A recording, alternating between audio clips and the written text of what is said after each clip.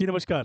मैं रवि कुमार गुप्ता आपका बहुत-बहुत स्वागत करता हूँ आपके अपने स्केलेटल नर्सिंग के ऑनलाइन प्लेटफ़ॉर्म पे।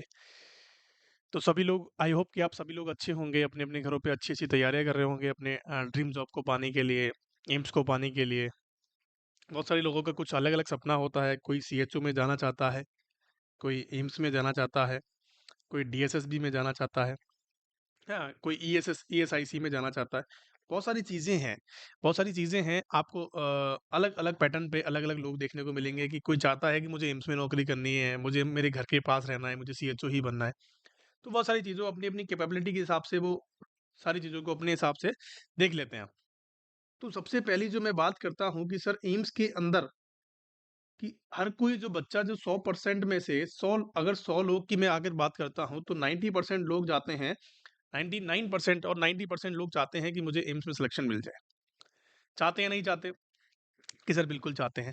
तो एम्स को आजकल के जो पैटर्न की बात करता हूँ, मैं पहले का जो पैटर्न था कि सर अलग-अलग एम्स क्या निकालते थे, कि सर अलग-अलग एम्स पहले अलग-अलग वैकेंसीज़ निकालते थे। क्या करते थे कि सर सेपरेट-सेपरेट जैसे कि मैं आपसे बात करता हूँ कि सर एम्स दिल्ली जो है वो अलग अपनी वैकेंसी निकालता था, जोधपुर जो है वो अपनी अलग वैकेंसी निकालता था। बहुत सारी वैकेंसीज़ हैं जो अलग-अलग अपने बेसिस पे निकालते थे। लेकिन कुछ दिनों के बाद उन्होंने नॉर्थ-सेट का एक एग्ज़ाम करवाया। नॉर्थ-सेट का एक एग्ज़ाम करवाया जिसके अंतर्गत सभी एम्सों को क्या किया उसके अंदर कंबाइंड किया और एक ही एग्ज़ाम उनके लिए कंडक्ट करवाई। कराया नहीं करा, कुछ बीच में ऐसा हुआ था और उसी बीच नॉर्थ-सेट में जब नॉर्थ-सेट हुआ था, जो पहला नॉर्थ-सेट हुआ था बच्चों, उसी के अंदर हमारा सिलेक्शन हो गया। क्या हो गया बच्चों? हम सेलेक्ट हो गए। आगे बात समझ में लेकिन आज का जो दौर है, जो आज का टाइम है, उसके अंदर क्या बताया गया है, उसके अंदर इन्होंने टफ बाई टफ मामला करते जा रहे हैं। पहले पहले जो पैटर्न था बच्चों का कि सर अलग-अलग पहले एग्ज़ाम देखने को मिलती थी, तो अलग-अलग के हिसाब से हमें क्या देखने को मिलता था कि सर 1 साल के अंदर कि कम से कम 10 से 12 एग्ज़ाम हमेशा दे लेते थे। 1 साल के अंदर सर हमें 10 से 12 बार मौका कम से कम मिल जाता था एग्ज़ाम देने का। लेकिन क्या किया इन्होंने कि सर नॉर्थ-सेट करके एक एग्ज़ाम लेता था कि सर नॉर्थ-सेट से सिर्फ़ हमें 1 ही साल में सिर्फ़ 1 बार मौका मिलता था। ये बड़ी दुखदाई इन्होंने कहानी कर दी बच्चों के लिए। चलो कोई बात नहीं, बच्चे फिर भी सेलेक्ट हो गए, लेकिन इन्होंने फिर 80-20 का रेशियो कर दिया, तो बच्चे फिर और हताश हो गए। फिर भी बच्चे निकल रहे हैं। अब इन्होंने और क्या पैटर्न लाया है कि इन्होंने क्या कर दिया है कि उसी नॉर्थ-सेट को 2 एग्ज़ाम के अंदर कंडक्ट करवा दिया है, मतलब कि टफ को और टफ बना दिया है इन्होंने। पता नहीं ये किस वैज्ञानिक को यहाँ पे लेना चाहते हैं नर्सिंग ऑफिसर के रूप में। तो अब मैं आपसे बात करूँ कि सर नॉर्थ-सेट के अंदर एक तो एग्ज़ाम होने वाला है प्री का और एक एग्ज़ाम होने वाला है मेंस का। एक होता है मेंस का एग्जाम और एक होता है जैसे एसएससी के अंदर देखने को मिलता है ना कि सर पहले प्री होगा फिर मेंस होगा। तो चलो ये तो मान ली बात, एक एग्जाम इसके साथ भी हो गया कि सर प्री के अंदर कैसे क्वेश्चंस पूछे जाते थे। तीन चीजें होती हैं, आपने देखा होगा कि सर माइल्ड होता है, कि सर मॉडरेट होता है और एक होता है सीवियर। मैंने आपको बताया था कि सर 3 चीज़ें होती हैं, ये तीनों चीज़ें हमने सबने पढ़ी हैं कि सर एक होता है माइल्ड होता है, एक होता है मॉडरेट होता है और एक होता है सीवियर। तो जैसे अगर मैं आपसे बात करूँ कि मॉडरेट माइल्ड से मॉडरेट तक के जो क्वेश्चंस होते हैं, इसका मतलब मैं आपसे कह सकता हूँ कि सर सिंगल लाइनर जो क्वेश्चंस होते हैं, जो बेसिक होता है, वो किसके अंदर पूछा जाता है? सर प्री के अंदर पूछा जाएगा। किसके अंदर पूछा जाता है? सर प्री के अंदर पूछा जाता है। अगर मैं आपसे मेंस की बात करता हूँ कि सर मेंस के अंदर मॉडरेट से सीवियर की तरफ जाते हैं, इसका मतलब कि यहाँ पे थोड़े से प्रायोरिटी वाइज क्वेश्चंस को आपको रखाया जाएगा। प्रायोरिटी वाइज क्वेश्चन यहाँ पे पूछे जाएंगे आपसे। तो फिर भी चलो बच्चों ने अपने आप को दहला लिया कि चलो कोई बात नहीं, कर लेंगे यहाँ पे भी। लेकिन आजकल जो पैटर्न इन्होंने चेंज किया है, आजकल जो इन्होंने एक नोटिफिकेशन निकाला है, उसके बाद तो बच्चे बेचारे बहुत ज़्यादा घबरा गए हैं कि सर हम प्री निकाल लेंगे, हम मेंस निकाल लेंगे, कि सर हम स्किल टेस्ट का क्या करेंगे? कि सर हमने तो हमारे जीवन में मतलब हमारी कॉलेज लाइफ के अंदर हमने इतने इंस्ट्रूमेंट नहीं देखे जितने एम्स के अंदर होंगे। होंगे या नहीं होंगे, ज़ाहिर-सी बात है, आप इंडिया के बहुत टॉप मोस्ट इंस्टीट्यूट के अंदर आप जाओगे तो कुछ ना कुछ वो अलग ही पूछेंगे आपसे। लेकिन यहाँ पे घबराने वाली कोई बात नहीं है। स्किल टेस्ट जो होगा वो सिर्फ़ यहाँ पे आपको एक प्रिपरेशन के हिसाब से पूछा जाएगा। यहाँ पे आपको आउट नहीं करेंगे कि आप यहाँ से सिलेक्शन लेके आ गए हो और स्किल टेस्ट में आपको नकारा गया है। ऐसा बिल्कुल नहीं होगा, आपको समझाया जाएगा, सिखाया जाएगा, ठीक है? तो यहाँ पे आपको घबराने वाली कोई बात नहीं है। अब सर यहाँ पे सर आपने बता दिया, लेकिन अब जो क्वेश्चंस का जवाब आता है कि सर मेरे से जो मेरे पास जो लगातार क्वेश्चंस आ रहे हैं, बच्चों के जो कमेंट्स आ रहे हैं, वो नोट सेट के रिगार्डिंग आ रहे हैं कि सर नोट सेट के लिए हम कौन-सी बुक को पहले पढ़ें? कौन-सी बुक को हम पहले पढ़ें? कि सर इसका तो जवाब आपको देना पड़ेगा। देखो सिंपल सी बात है, जब मैं अपने बारे में बताता हूँ, सिंपल सी बात है। देखो आपको क्या करना है, सबसे पहले अपना बेसिक पढ़ना है कि सर आपने किसी भी कोचिंग से, मैं ये नहीं कहता कि किसी भी कोचिंग का, कि आप पर्टिकुलर यही कोचिंग लो।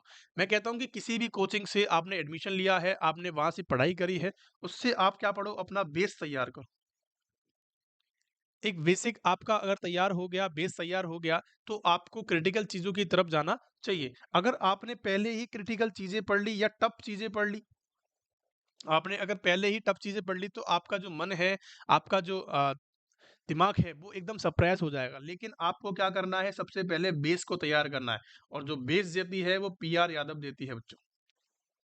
कौन सी बुक देती है बच्चों? सिर्फ और सिर्फ पीआर यादव आपको देती है। जो बेसिक आपका तैयार करवाती है, जो कोचिंग आपको तैयार करवाती है, वो आपका बेसिक होता है। अगर आप किसी बच्चे ने अगर बेसिक से तैयार किया है, बेसिक से पढ़ा है, तो वो 100% क्या करेगा, अपने आप को कवर अप कर लेगा टफ की तरफ। समझे बात? देखो, कभी भी जब चढ़ते हैं तो पहली सीढ़ी पे कदम रखते हैं, फिर दूसरी पे रखते हैं, फिर तीसरी पे रखते हैं। ये तो नहीं है कि तीसरी पे रख दिया हमने। ये तो नहीं है कि हमने डायरेक्ट तीसरे पे रख दिया, कि सर बिल्कुल नहीं है, कि सर हमें पहला रखना है, पहले हमें बेस को तैयार करना है या माइल्ड को तैयार करना है, कि सर हमने दूसरे पे रखना है, दूसरा क्या है कि सर मॉडरेट की तरफ जाता है, और तीसरा क्या है कि सर सीवियर की तरफ जाता है। ये तीनों स्टेजेस को आपको पार करना होगा बच्चों। और सबसे पहली मैं आपसे बात करता हूँ कि सबसे पहली अगर किसी ने पीआर यादव को पढ़ा है, तो उसके बाद अगर मैं आपसे बात करूँ कि बेस्ट बुक कौन सी होगी, आपका अगर एक बार बेस तैयार हो गया किसी भी कोचिंग से, किसी भी बुक से, तो आपने क्या किया कि भाई अपना एक 50 से 60% कोर्स आपने कवर कर लिया है बहुत अच्छे तरीके से। आगे बात समझ में? और दूसरी बात मैं आपसे बात करूं कि सर बेस्ट बुक कौन सी होगी, कि नॉट सेट के लिए बेस्ट बुक कौन सी होगी, तो देखो देखो सिंपल सी बात मैं आपको बताता हूं कि जब मैं अपने टाइम पे तैयारी कर रहा था, तो मैं एनक्लेक्स जो बुक आती है उससे दूर भागता था। क्यों भागता था? कि मेरे माइंड में टीचरों ने ऑलरेडी सेट कर रखा था कि एनक्लेक्स की बुक तो कोई पढ़ नहीं सकता। एनक्लेक्स की जो बुक है, उसको तो कोई पढ़ ही नहीं सकता, उसको तो सिर्फ टीचर ही पढ़ सकते हैं, या फिर जो हमारे कलीग्स होते थे, हमारे जो बच्चे होते थे, हमारे जो दोस्त यार होते थे, वो हमें यही कहते थे कि अरे एनक्लेक्स पढ़ेगा ये तो, कि एनक्लेक्स नहीं पढ़ सकते तुम। लेकिन जब मैंने एनक्लेक्स को पढ़ा, तो उसके अंदर क्या देखने को मिला बच्चों? उसके अंदर बहुत सारी चीज़ें आपको ऐसी देखने को मिली जो कि बहुत ही ज़्यादा क्या है, बहुत ही ज़्यादा ईज़ी हैं। बहुत नए कॉन्सेप्ट आपको देखने को मिलेंगे। आपको बहुत ज़्यादा नए कॉन्सेप्ट आपको देखने को मिलेंगे। जिस भी बंदे ने जो एनक्लेक्स पढ़ रहा है, उसका डेफ़िनेट सिलेक्शन तय है। एनक्लेक्स की बुक आपने पढ़ी, आपने कोई क्वेश्चन वहाँ से पढ़ा, आपने कोई क्वेश्चन पढ़े यूँ, क्योंकि वहाँ पे क्या है कि बच्चों रैशनल्स बहुत अच्छे हैं। रैशनल जो हैं वहाँ पे बहुत अच्छे दे रखे हैं, और जो रैशनल अच्छे से तरीके से करता है उसका सिलेक्शन श्योर हो जाता है, क्योंकि वहाँ पे किसी भी कन्फ्यूज़न की जगह नहीं होती है। किसी भी प्रकार के कोई कन्फ्यूज़न की जगह नहीं होती है। अगर मैं आपसे दूसरी बात करूँ कि दूसरी बुक कौन-सी होती है बच्चों, कि सर अगर मैं आपसे बात कर रहा हूँ कि सर मौसवी की जो बुक आती है, और एक और आती है कि सर ओमेगा की जो बुक आती है, ये भी एनक्लेक्स का ही पैटर्न होता है। ये तीनों जो बुक किसी ने अगर पढ़ ली, देखो मैं ये नहीं कहता कि आप तीनों बुक खरीद के लाओ। मैं आपसे ये कहूँगा कि सिर्फ़ आप, अगर आपके पास एनक्लेक्स है तो एनक्लेक्स को पढ़ो, अच्छे से पढ़ो। जो कहते हैं ना कि 10 बुक को नहीं पढ़ना है, आपको सिर्फ़ 1 बुक को 10 बार पढ़ना है। क्या करना है? कि 1 बुक को आपको 10 बार पढ़ना है, 10 बुकों को 1-1 बार नहीं पढ़ना। तो वही फ़ॉर्मूला आपको यहाँ पे अपनाना है। सबसे पहली जो बात करेंगे हम पीआर यादव की करेंगे, क्योंकि पीआर यादव आपका बेस तैयार करवाता है, बेसिक्स तैयार करवाता है। उसके बाद आप एनक्लेक्स पे जाओगे, और एनक्लेक्स भी अगर आप कर सकते हो बहुत अच्छे तरीके से, तो उनका सिर्फ सिंपल सा पैटर्न होता है कि किसी भी टेस्ट जब आप देते हो, किसी भी टेस्ट को आप देते हो, तो वहाँ पे जो हमारे नेगेटिव क्वेश्चंस होते हैं, जो हमारे नेगेटिव जो क्वेश्चंस होते हैं बच्चों, उनको आपको क्या करना है? लिखना है, अलग से लिखना है। आपको क्या करना है बच्चों? लिखना है। काफ़ी बच्चे क्या करते हैं कि 200 क्वेश्चन का हमने क्या दिया, पेपर दिया, और पेपर देने के बाद हमारे 100 क्वेश्चन पूरे हो गए और 100 क्वेश्चन को उन्होंने छोड़ दिया। अब यही तो बात है कि जो ये 100 क्वेश्चन जो आपने किए हैं, ये सबको आते हैं बच्चों। ये जो 100 क्वेश्चन है वो सबको आते हैं। ऐसा कोई बंदा नहीं है जिसको 100 क्वेश्चन नहीं आते। जिसको नहीं आते वो कौन नहीं आते?